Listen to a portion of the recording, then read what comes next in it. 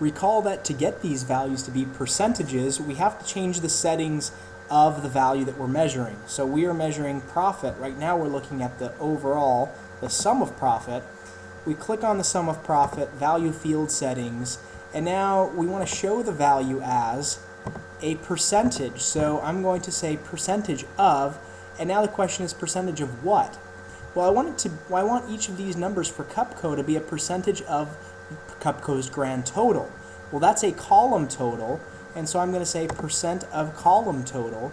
Click OK, and now I notice that this is 70.62% of all the potential sales, and they only actually got sales on 29.38% of them. Again, a valuable tool to show that they're only earning about a third of the business that they can be, actually less than a third of the business they could be earning.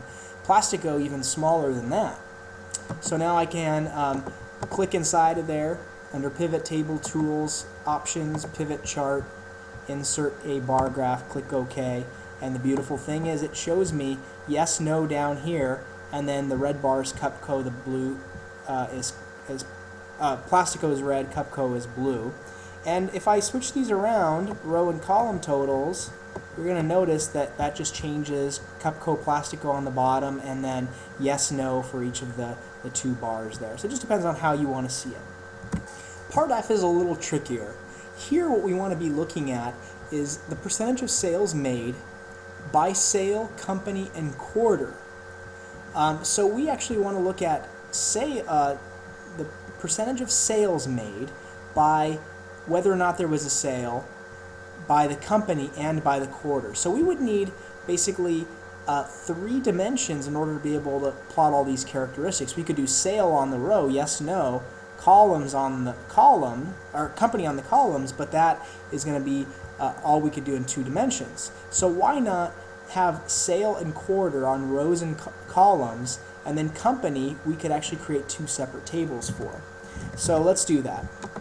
I created a new pivot table, new tab. I'm going to do sale. I'm going to do quarter along my columns. It doesn't really matter how you do it.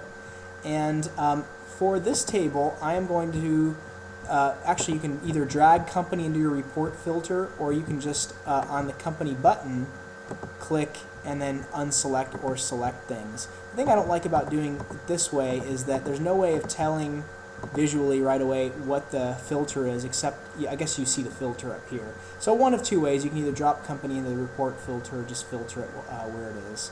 I am just going to go ahead and drop it in though, and the reason I'm going to do that is because I can then actually see up here what my filter is allowing me to see.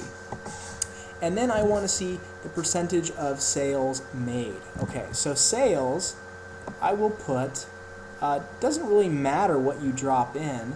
I just want to see the percentage of sales that were yeses and the percentage of sales that were nos. So I can do this. I can drop my count of sale in there and see that in the 3rd quarter, Cupco did not make 10 sales and then made 10 other sales. So the reason I dropped sale in there is because I wanted to count the yeses and the nos. If I drop profit in there, it would default to sum. I could drop profit in there and change it to the count of the number of profits, and then it should tell me 10 and 10, but I just decided to go with sale since it recognizes, Excel recognizes that it's a categorical variable, and so it'll default to showing the count. Okay, I'm going to just go ahead and highlight the entire pivot table. I'm going to highlight it, and I am going to copy it, Control-C or right-click and copy, and I'm going to come down to another cell, like cell A14. I'm going to go ahead and paste it. Oops. Okay, and now you notice it's the exact same table, except I can just, in the filter area, change it from Cupco to Plastico, and now I'm just seeing the exact same thing, and I need to widen this up a little bit since it's not showing me the full 26 there. And I get the same thing except for Plastico, and there's a blank here because in the 4th quarter, Plastico did not make any sales. And this is important when you're looking at the data to try to figure out what's going on. Okay, it's blank. Why is it blank?